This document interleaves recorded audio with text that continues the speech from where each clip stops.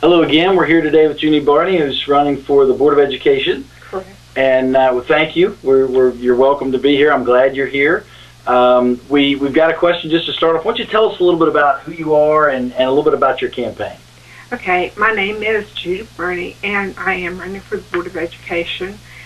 This is my second term, if I should make it, and I've enjoyed being on the Board of Education. I've tried to be a good member, and we've made several accomplishments on my term this year, this time, and I've got some things jotted down that we have done, if you would like to hear. Sure, share some of the accomplishments. Okay, we've put down turf on McKinney Field this time.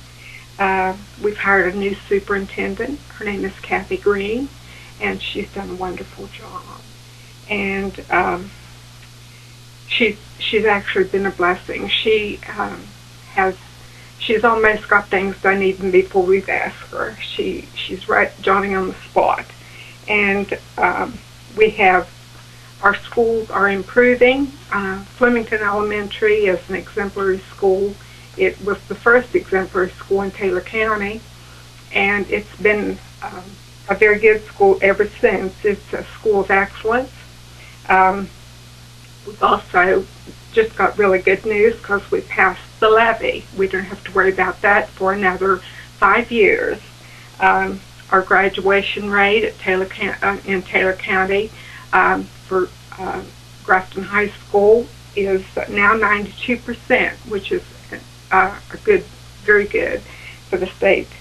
And we have the Freshman Academy, Grafton High School, and that helps the students get an extra chance at graduating. If they're not doing well, then they can be in that Freshman Academy. It gives them extra support, and they can learn and helps them on their report cards.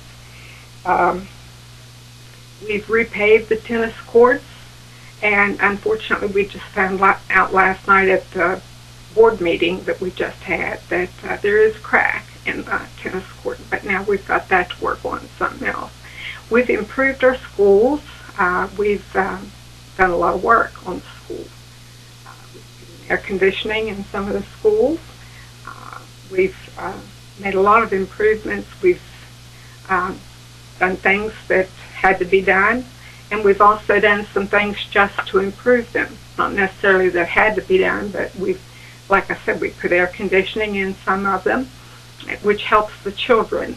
Nobody likes to sit in hot classrooms, and so that's a great improvement. We've roofed schools. Some of them were in poor condition. We've done that. So that's a lot. That's quite a list. That's a lot of things. Can you? One thing we like to do on here is just to explain for those that may not know exactly what Board of Education is. I mean, clearly, I think everybody knows it has to do with our schools, but what is being a board member on the Board of Education? What does that entail? That entails a lot of things.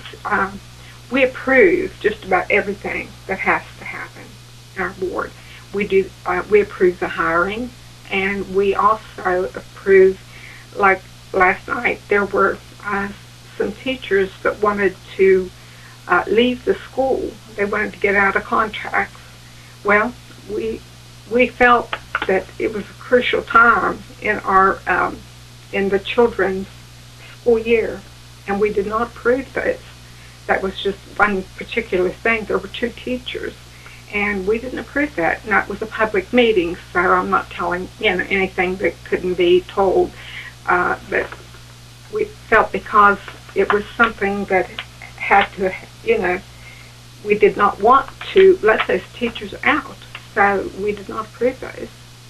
So, now whether the teachers decide to go ahead and quit, that's another story, but if they do, there'll be things that happen. But nevertheless, we did not approve that. So it's up to us. We are the final decision makers. Yeah, makes sense. So if you are fortunate to be reelected, and you just went through a list of things you guys have already accomplished, what would be your number one priority in this next term, and how would you like to see the legacy of Judy Barney, the Board of Education member, be played out? I always strive to be the best board member that I can. I keep the children first and uppermost in my mind. What is best for them is what I want to do. I strive, like I said, to be the best board member that I can be. Okay. And obviously you have some opponents in this race. Can you distinguish yourself from those opponents? And I say that, obviously I'm not looking for a battle like we see on the national level, but just, how would you distinguish yourself from the others? Well, actually, I only, in my place, I only have one, because there's one that would take Mr. Teagarden's place. Sure. And the one that actually would take my place would be Mr. Tucker. And that would be, he and Melissa and Oz would be very close together. I am from Simpson, which I'm the only person that has ever been elected from Simpson area. And it's far enough away. Melissa and Oz is very close to where Mr. Tucker lives. And I feel that somebody should be representing someone closer to our area. I feel like someone from that area should be represented from that particular area.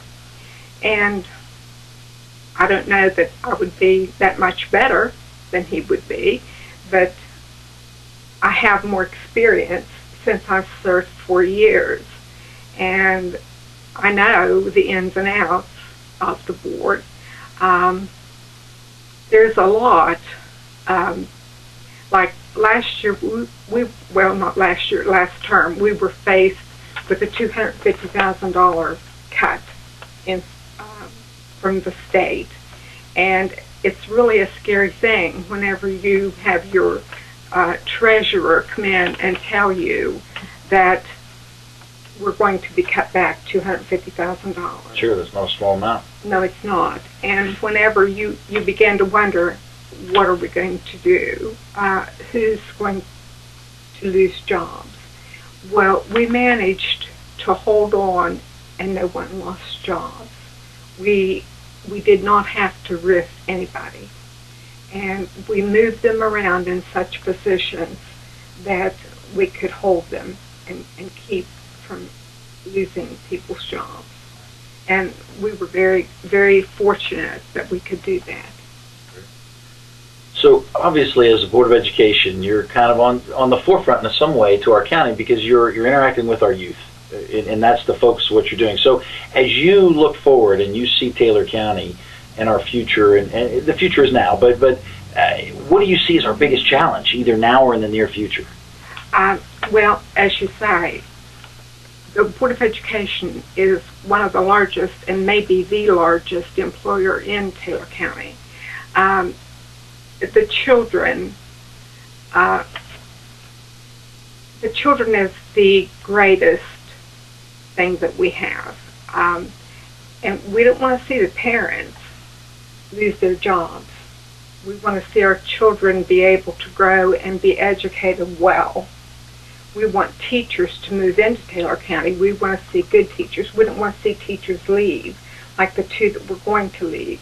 We want to see them be here, and we want to employ more teachers, as many as we can, good teachers. And I see Taylor County as, I want Taylor County to grow. I want our children to grow. I want our children to be educated to the best of my ability to hire new teachers. So a few specific questions around the Board of Education. As you know, we polled the people of Taylor County, and we've got all kinds of questions. And we boiled some of them down so we could put them together. But there were a lot of questions around the levy that you just mentioned, and congratulations on the passing of that levy. A lot of the questions, and I actually don't know the answer myself, so this will be an education for me.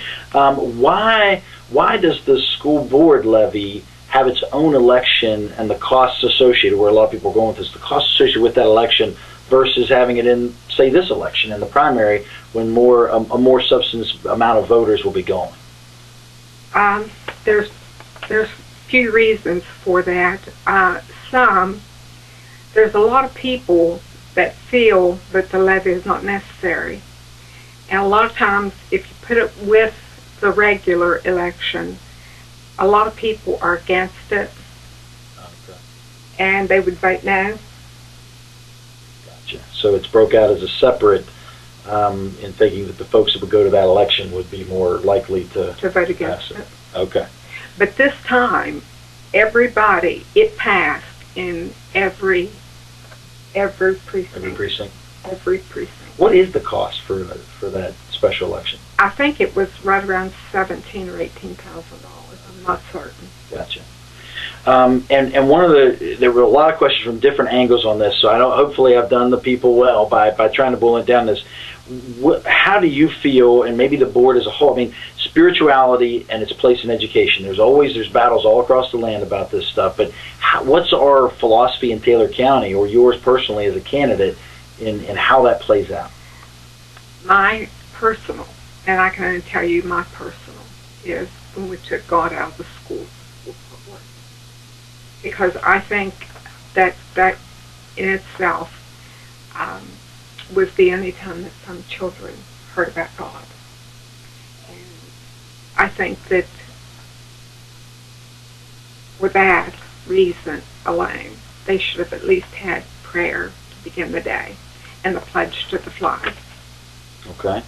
And one of the challenges we've seen, and you mentioned it about you've been able to, the board of the county as a whole, I mean, a lot of people are involved in focusing on the dropout rate and decreasing that dropout rate. Those kinds of challenges that you guys are up against, and some of those may be some of the reasons why. Obviously, there's home life things that you're maybe as a board aren't necessarily able to impact directly, but drugs, mental health, disruptive students. What kind of challenges have you seen, and what kind of solutions have you seen work from what you've seen on the board the last term? They passed a bill in Congress, and it was the truancy bill. And when they passed this last bill, it was terrible. They really messed our truancy rate up terrible because, and John Board, had a meeting at the board office, and he invited several senators and House delegate members, and they came. And they are all in agreement that bill was the ruination, because before we could do something with the truant kids, and we did. We were able to expel them and do something with them. But with this new bill, children can miss school and not really be punished. But we could do something with them. But with this, like I said, with this new bill, they can miss school for almost no reason. They could have a funeral for a goldfish if it died, and so there's something I might have tried to pull off in school. Most anybody could do anything, and I mean they could grieve for several days over a dead cat, a dead whatever, and there's nothing that you can really do. So now, about the only thing that you can do is get an information, which is a form of a warrant, against a parent, and take the parent to court. And it really, you can only do that now in magistrate court. You can't do it in circuit court the way we used to. So it's really kind of out of a circuit court's hands. And we can't send them away. We can't send them to one of the homes like we used to, the juvenile places. And I mean, working for John Board, I know this stuff. But we can't do that anymore. So we just have to get these warrants against the parents. Therefore, the warrant lays fallow, and we can't do anything. So our truancy rate is up, and we're trying, and the prosecutors are trying to do something. And until the legislature changes that, we're kind of stuck. Sense. The one of the themes that kept coming up is, and you mentioned it earlier, we're able to put a new turf on the field and some of these things. The question is around spending in our county on sports and the emphasis on sports versus other educational programs like arts and sciences, and from a candidate standpoint or from a board standpoint for you and what you probably, how do you see the balance there, and what are we doing to move towards whatever balance you'd like to see? Well, I think we're doing pretty well, actually. Last night we had awards at the board meeting, and we had several spelling bee winners, and we had math winners, and so really, I think we're doing, like I said, pretty well. We've got that academy, the freshman academy at the high school, so I think that it's really broke up pretty well. Okay. And one of the topics that come up, and I think like any topic, there's a lot of people that just don't understand and either agree or disagree anyway, and there are some arguments either for or against that make sense, but this Common Core thing, it's on top of everybody's mind, it seems, we talk about education. Where do you stand on that? What's happening in the county? I don't much care for Common Core, personally, and I think it's kind of going down the tubes.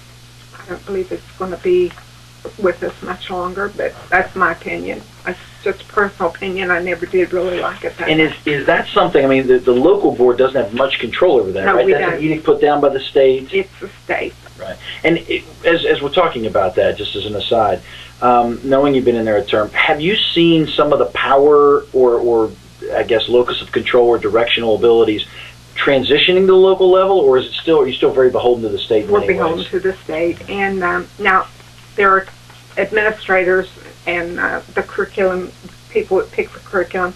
I think they might like it, but then again, I'm old-fashioned, and I think that they like the Common Core, but I'm not one that cared much for it to begin with. Okay. Some of these questions came from Rich Zukowski's civics classes over at the high school, and they're assisting with us some of the equipment we're using, and have been a partner in this episode or this effort. Some of those questions come around. What is the board doing to involve students in their outlook? So one thing is to be an advocate for students, which you clearly have stated that's important to you. The other is engaging them in those solutions, and in that, how much is the board doing that now, or how much as a candidate do you feel it needs to happen? We don't. The board itself doesn't really do that much as far as that's concerned. That's, like I said, that's up to the teachers mainly. Gotcha. One of the topics from that, I know it's from that group. What can you do about school lunches? That is our nutritionist, and God love them. I think they try very hard. Sean Mine's wife, Dawnette Mines, she's sweet, and she does her best. But those school lunches are terrible. Yeah, the guidelines are tough. I mean, the school lunches really have changed dramatically. I think some people who don't know would be shocked at the kind of guidelines she has to really kind of follow. Yes, and that she don't like it much either. Yeah. The last question I have in regards specific to the board is, what is the board, obviously technology is a giant word. There's a lot about technology, but how much are we looking forward to try to modernize the education that our kids are getting, so that they're prepared to hit this world out in front of us that's just rife with technology? Give me that again, please. So, for instance, when folks when kids will leave our education, they go through our education system, they're going to go into likely a field of, there's technology work all over. Of course, there's still the same kind of jobs that are out there, but how are we utilizing technology to better prepare our kids for that world? I think they're pretty much prepared. There's over the high schools, they really do. They have a lot of classes that are very well technology minded, and they are very good. I know one child that graduated from over there, and he works at NASA now. So he was very good in technology, and as a matter of fact, Debbie Kaufman's grandson, and he was just a whiz at it. So he was very good. Good. Well, as is our custom, you have the last word. What do you want to tell the people at Taylor County? Just simply the fact that I have done the best I can, And I'm willing to talk to any parent at any time, and I'll continue to do the best that I can. If they have questions, they can call me. They can call me at home. They have called me at home. I've talked to them. They even call me at work. And I'll talk to them. I'll do my best. Great. Judy, Barney, thank you. Good luck on your election. Thank you.